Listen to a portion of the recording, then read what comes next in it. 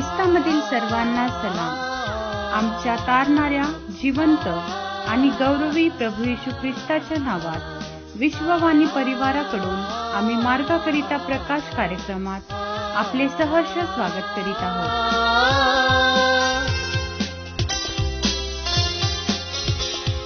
पर्वताकडे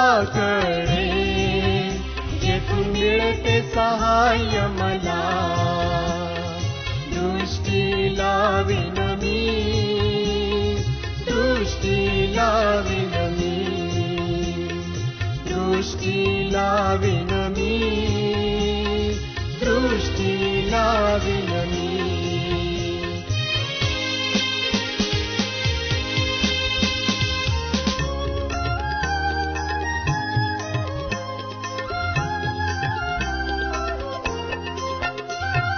पाय कदापि तुझा तो ढळू न देणार, दिवसा भाळ रात्री चंद्र देऊन सांभाळणार, तुला देऊन सांभाळणार. पर्वताकडे येथून मिळते सहाय्य मला, दृष्टी लावीन मी, दृष्टी लावीन मी.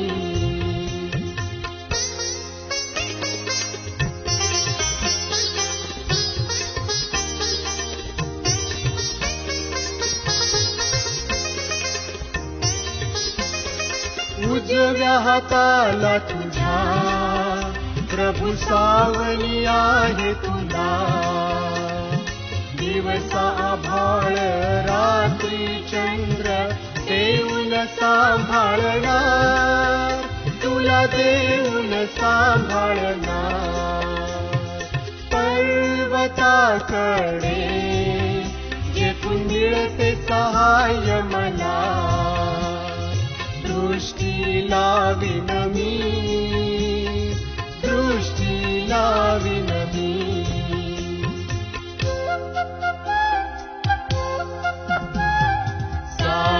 साप गसानी सारे साप धपमनी निगरे मगसानी.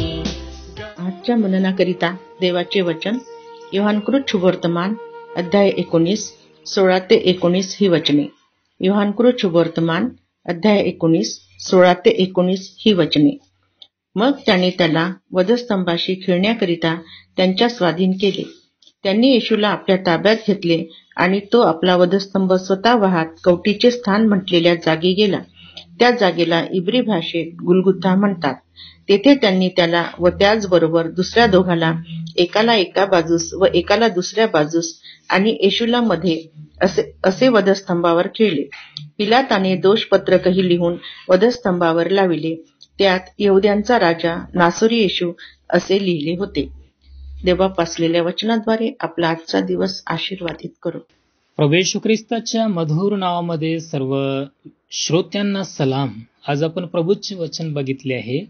योहानकृत शुभवर्तमान याचं 19 अध्याय वचने 16 ते 19. आणि या वचनांमध्ये आज आपण पाहतो की प्रभू येशू ख्रिस्ताला वधस्तंभावर जे खिळले होते त्यामधील जी घडलेली ही घटना आज आपण पाहतो. तेथील विशेष म्हणजे 19 वचन आपण पाहतो की त्या ठिकाणी यहुद्यांचा राजा नासोरी येशू असे लेख जे लिहिले होते त्याबद्दल आज आपण पाहतो आहे. प्रियजनो, रोमी लोक ज्यावेळेस अपराध्यांना वधस्तंभावर लटकवून त्यांना जी शिक्षा देत होते त्यावेळेस ते कोणत्या प्रकारचं त्यांनी अपराध केलेला आहे, त्यांचं दोष काय आहे, त्या दोषाचं त्या ठिकाणी त्यांच्या कपाळावर एक पट्टी लावायचे आणि तिथे लिहायचे की या प्रकारचे अपराध केलेले आहे, असं त्यांचं नियम होतं. आणि आज आपण पाहतो की प्रभू येशू ख्रिस्ताबद्दल की प्रभू येशू ख्रिस्त हा स्वतः यहुद्यांचा राजा बनण्याचा प्रयत्न केला असं दोष त्यांनी लावलेलं होतं. आणि हे असं करणे म्हणजे त्यांच्या देवाचा अपमान. जसं आपण पाहतो ते जुन्या करारामध्ये शास्त्रेच्या पुस्तकात 8 अध्याय वचन 23 मध्ये आणि पहिले शमूएल याचं 8 अध्याय वचन 7 मध्ये आपण पाहतो की त्यांच्या देवाचा अपमान केला. कारण ते लोक म्हणायचे की आमचा राजा केवळ परमेश्वर आहे, आमचा राजा केवळ देव आहे, हे त्यांचे म्हणणे होते. परंतु या ठिकाणी आज आपण पाहतो की हे जे लेख लिहिले ते रोमी लोकांनी ते लेख लिहून यहुद्यांना एक चेतावणी देत होते, एक आदेश देत होते की कोणीही यापुढे अशा प्रकारचं करू नये.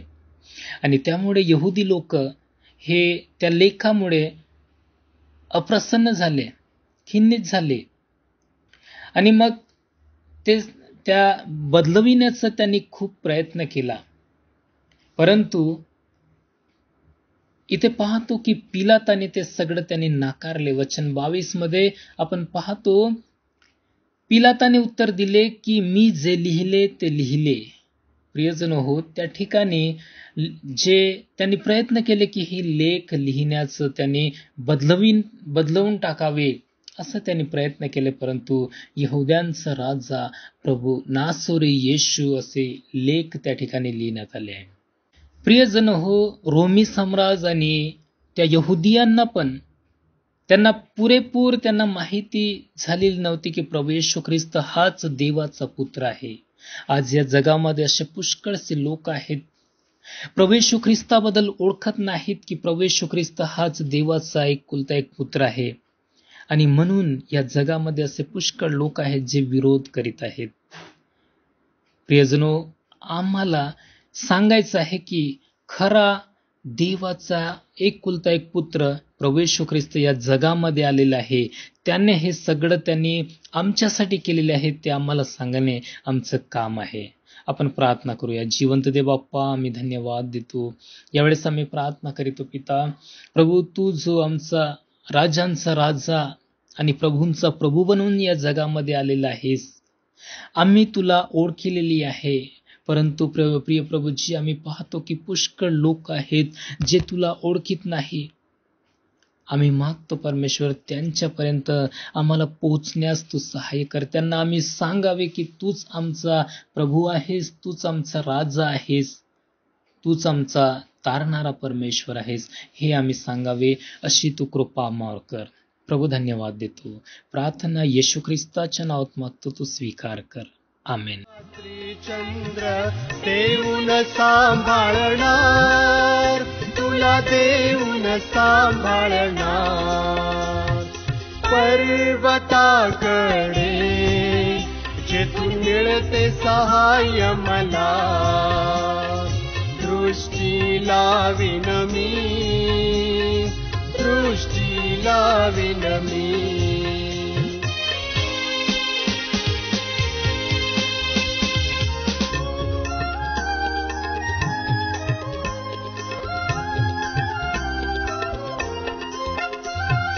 येणे जाणे तुझे करील सुरक्षित सदा.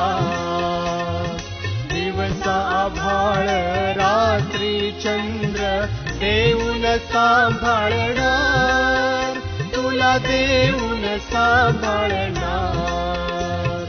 पर्वताकडे जेथून मिळते सहाय्य मला, दृष्टी लावीन मी, दृष्टी लावीन मी, दृष्टी लावीन मी, दृष्टी लावीन मी.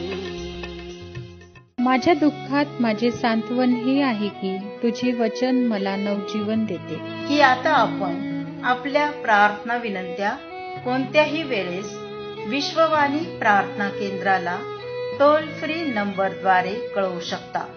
आमचा टोल फ्री नंबर 1-800-2700-333.